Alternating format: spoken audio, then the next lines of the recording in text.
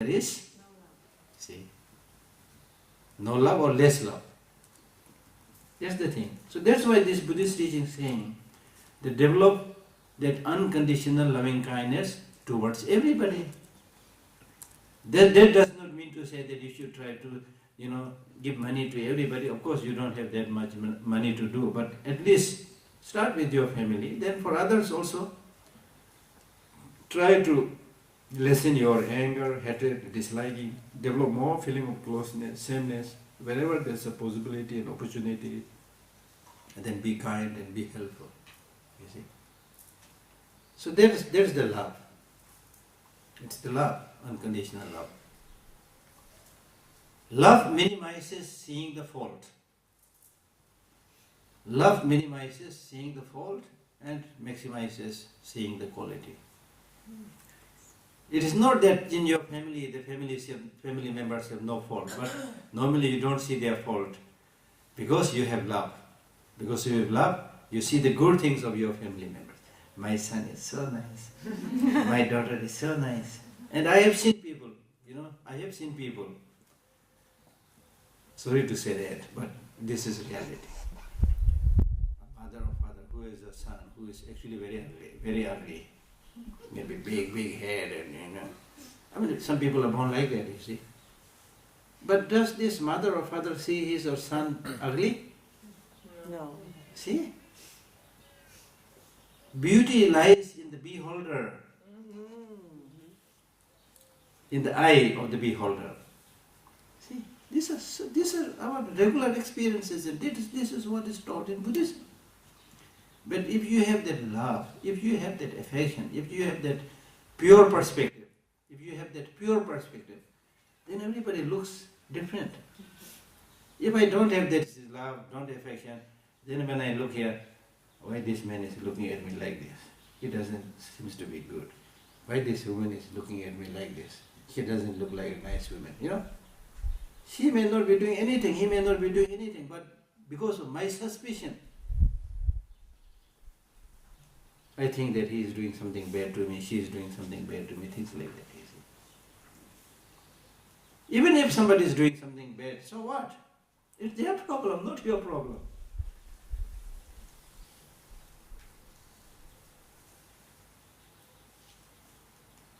When your family members do something bad to you, still you try to be kind because you have love. So that's the thing, you see. And then if you go more into the mind training teaching of Buddhism, then it says there's another greater way of developing love and kindness to others, because the rest of the sentient beings, however clever they think, they may be thinking that they are very, very clever, but still they are not clever. As I said earlier, they have ignorance, you see. So when you realize and see this, then you will also be able to understand that people are doing these stupid things, committing mistakes, not necessarily because they enjoy doing things, but out of short-sightedness, out of ignorance they do this. And then in the text it gives an example. For example, your mother, let us say your mother of this life, who used to be very kind and compassionate to you, and who used to look after you like any other mother. Let us say today she is insane. Her mind is not functioning, So because of this insanity, even if you try your best to help her, she will always react negatively. If you ask her to take medicine, saying that, okay, your mother, you are not well, take this medicine, she would say, what do you mean? I am very well, ha ha ha ha ha. You see? Because she is insane. Because she is insane. She does not know. She would not take medicine. I am fine. And because of this insanity, she is about to jump from a cliff or into a fire, things like that. What would you do? As her daughter or son, what would you do? If you are a good son, good daughter, then you will show more love and affection to this mother than before. Because before, she was healthy, physically, mentally. She can, even if you don't love, she can take care of herself. But now, because of this insanity, she is unable to take care of herself. So therefore, you know that my poor mother, who used to love me so much, now she is in such a situation that I must show my love and affection. If you are good son and daughter. But unfortunately, these days I heard many bad stories. The sons and daughters, they don't care so much about their parents. When the parents are about to die, they very often come to get the wealth. I heard very depressing stories. Because nowadays, there are so many elderly people who are not able to take care of themselves, and they are taken care of by somebody who comes from outside. From India, from Nepal, from Philippines, so forth. They take care of them. Then sometimes I, out of curiosity, I ask them, they don't have children? I ask this question, they don't have children because in many societies, like at least in our Tibetan society right now, the parents are very, very old. Naturally, the family members will take care of him or her. In Tibet? Yeah, in India, even India, where we live. So I ask this question, why she has to get the servants from other countries? They don't have children. In many cases, yes, they have no children, but in some cases they have children, but something is not working properly. You see? So therefore, when you see, if you're a good son and daughter, as I was saying, then when you see your mother in such a hopeless, desperate, difficult situation, you will show more love and affection and try your best to help that mother. So similarly, the Buddhist teachings say that the sentient beings who are suffering today, who are confused today, not necessarily enjoying their life. Not necessarily they are doing all these mistakes again and again because they have fun or they are enjoying, but because of short-sightedness, because of ignorance they are doing that. So therefore, since you have some better knowledge, now when you study things like that, naturally you get better knowledge. Then with this better knowledge, then you say that now since I have better knowledge, I will try my best to help them, the mother sentient beings, as we say. Clear? So let us read a little bit from the text.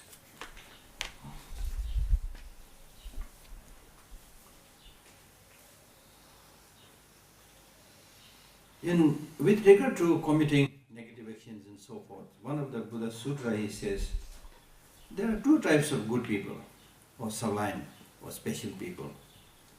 Special people. Two types of special people. The first is the special person or individual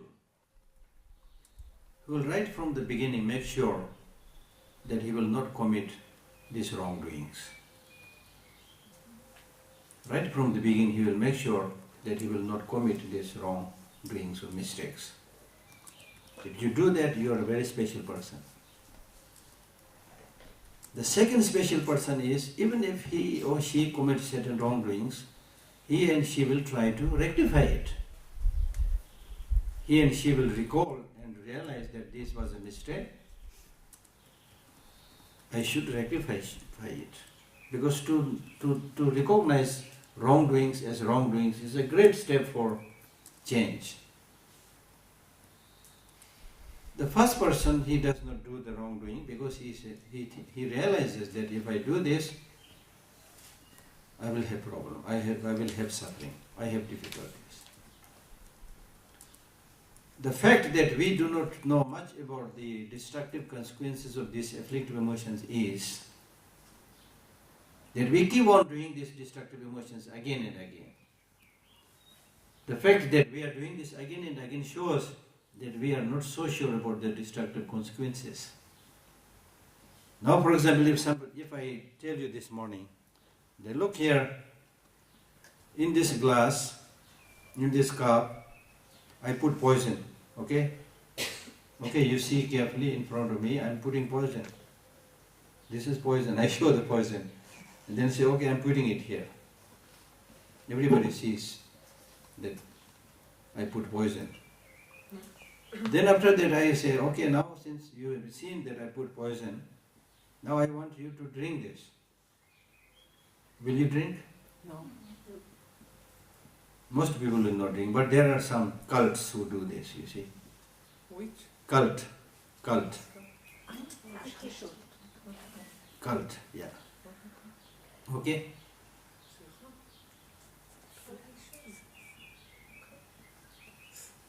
So, you will not drink. Because you know that this will kill you. You have strong belief that this will kill you. But when the teacher or somebody says, anger is poison, don't get angry, will you stop getting angry? You will not do that. One, of course it is not easy, you are habituated with that.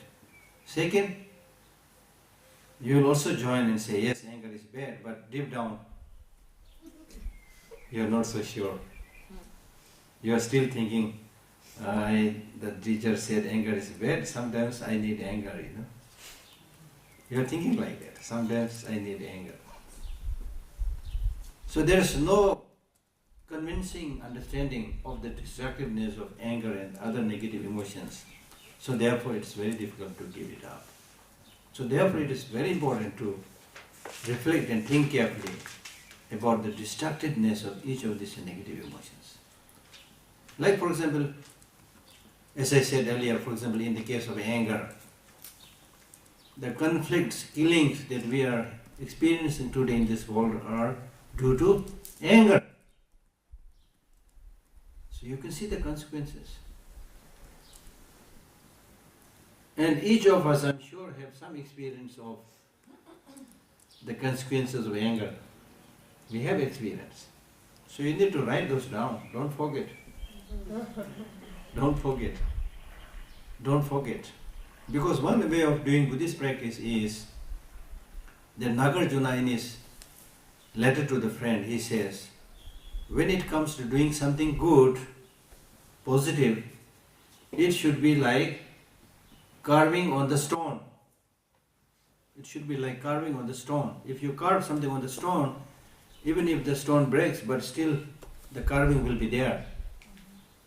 Okay? So when you do something good, it should be, motivation should be good, actual practice should be good, the dedication and conclusion should be good, that it should continuously stay in your mind. You get completely habituated into it. That should be there. When it comes to doing something negative, then they say it should be, the best is it should be like drawing on a water. When you draw something on the water, as soon as you draw, it vanishes. So similarly, as soon as you get angry, then immediately you should try to cool down and see the destructiveness of anger.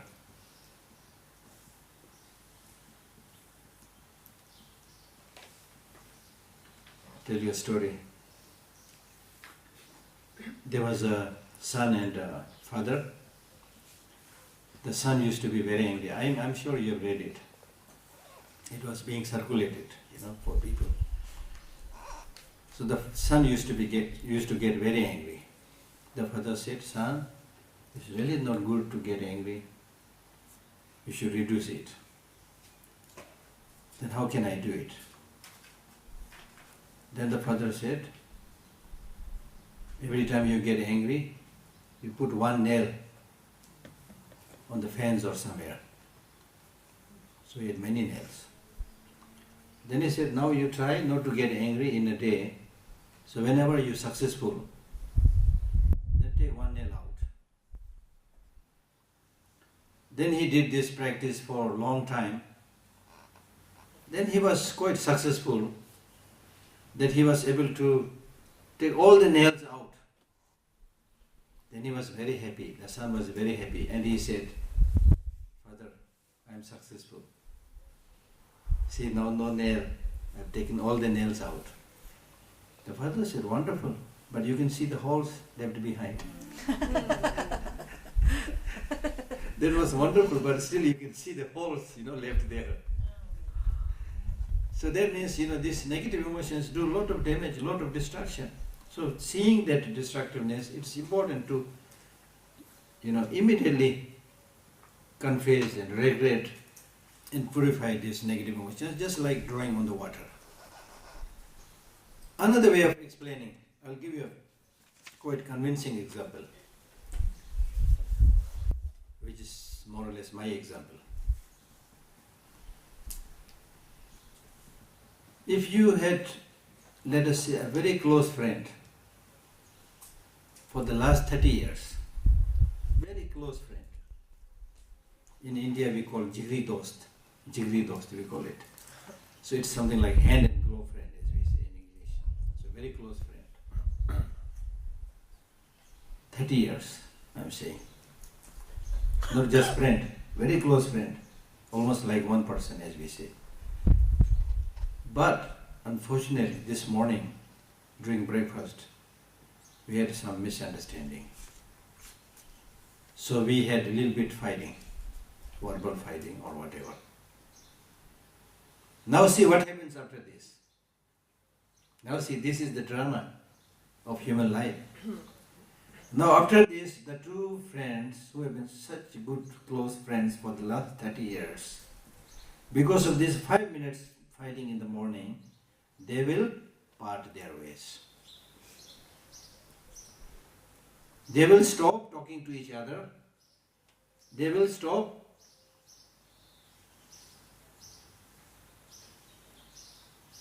seeing each other. They will stop friendship. Now see,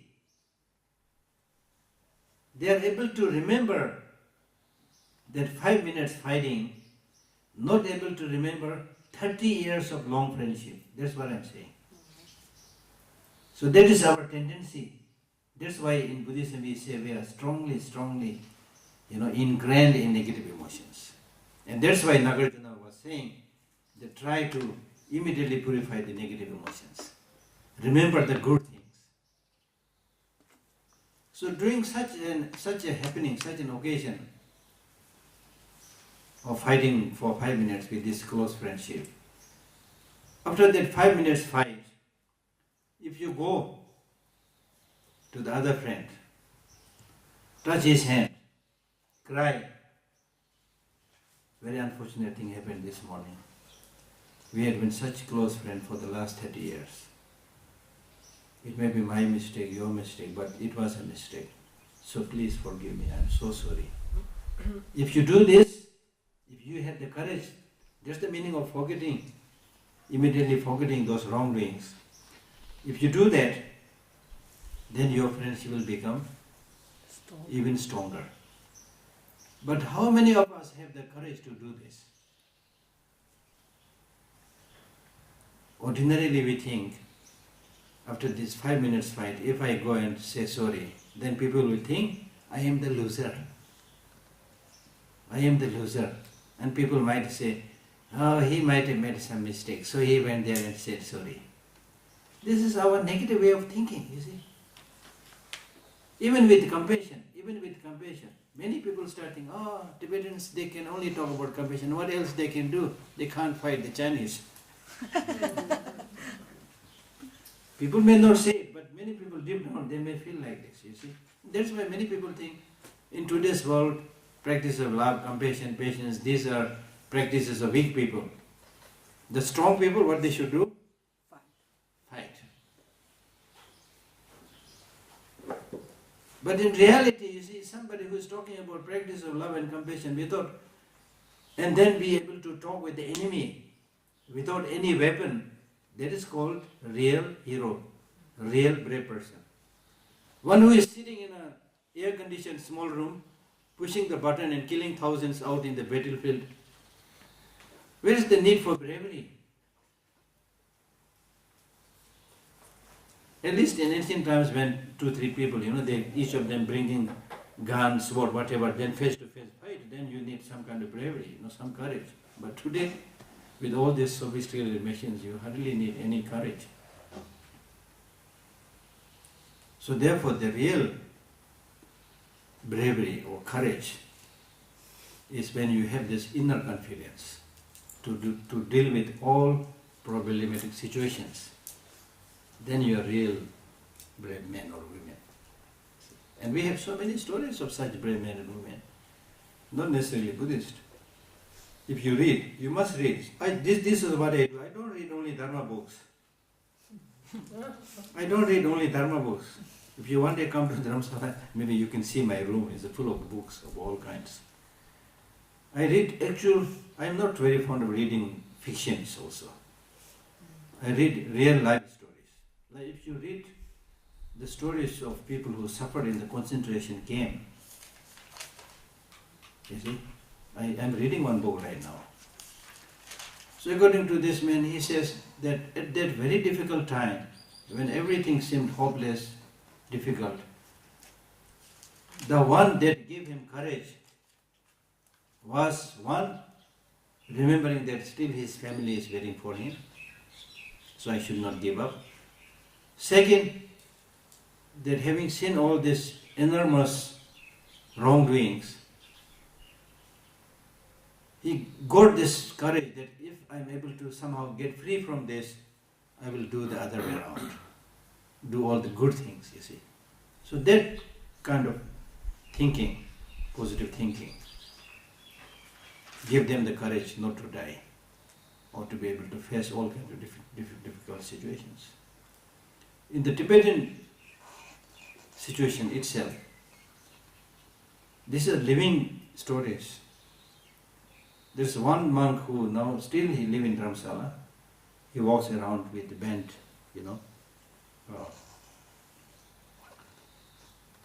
shoulder. He was a monk from Namgyal monastery. So His Holiness knew him when he was in Tibet. So His Holiness came into India, but this monk could not escape. So for many years. Then suddenly he was able to come from Tibet, already quite old.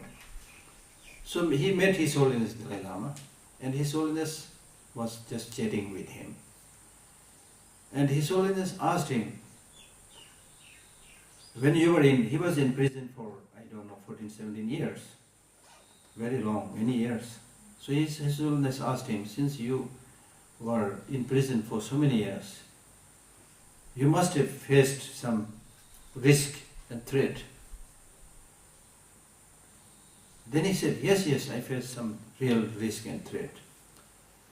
Real risk. So His Holiness thought it may be risk to his life.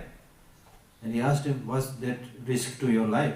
He said, no, not risk to my life, but the risk of forgetting compassion for the Chinese torturers. See? Because he had been all the time when the Chinese prison guards were torturing or mistreating him, he's always been meditating on compassion, I'm now suffering a little bit, so no problem, but they are doing all these bad things, they are going to suffer. Because you cannot escape from that. Sooner or later they have to experience that result. So because of that he was developing on meditative compassion.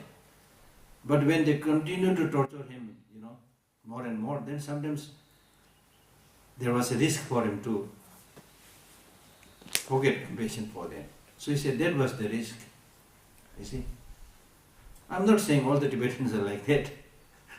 But still, there are people who are able to get benefit under such situations when they have that inner capacity and quality. Then I know another Tibetan doctor, physician, who also came from Tibet, already very old. Then he became personal physician to His Holiness, very good doctor, good expert. He also, when he was in the prison, he was always smiling, tried to show compassion and friendship to all the the prison guards and things like that. And then gradually, quietly, even the prison guards, they come to him for consultation. So here, he became quite popular in the prison itself. Like that. So if you have these inner qualities, then that will sustain you, protect you during turbulent, difficult times.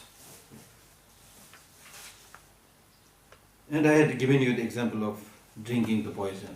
I already explained. Okay, there is another example here.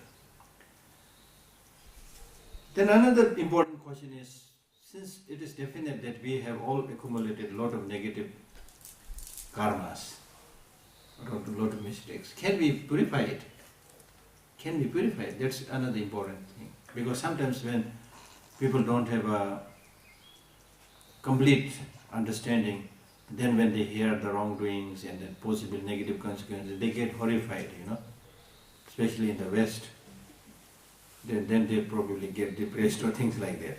So that's why he's talking about these possibilities of purifying the wrongdoings. And he says that it is the nature of all conditioned, impermanent phenomena, that you can do those things. You can accumulate negative karma, depending on causes, conditions. You can do those things. You being able to do those things means you will also be able to undo those things. You will also be able to purify these things. So that's why His Holiness the Dalai Lama always says that today, look, we are suffering from two kind of problems or disasters. One is natural disaster, like earthquake, tsunami, flood, whatever, natural disaster. That to some extent understandable. It's natural, and we try our best to solve it. But then the second is man-made disaster. Man-made. And His Holiness says this second man-made disaster is essentially unnecessary disaster, unnecessary problem. We are responsible for that. So since we have created it, we should and we must solve that. Very clear idea, If you have created the problem, you have to solve it. And it is possible that you will be able to solve it. And in general, in the big picture, as we discussed earlier, since any phenomena, positive and negative, they do not have inherent independent existence, like a dream, like an illusion. So if you meditate on that, that's one of the best way of purifying the negative wrongdoings.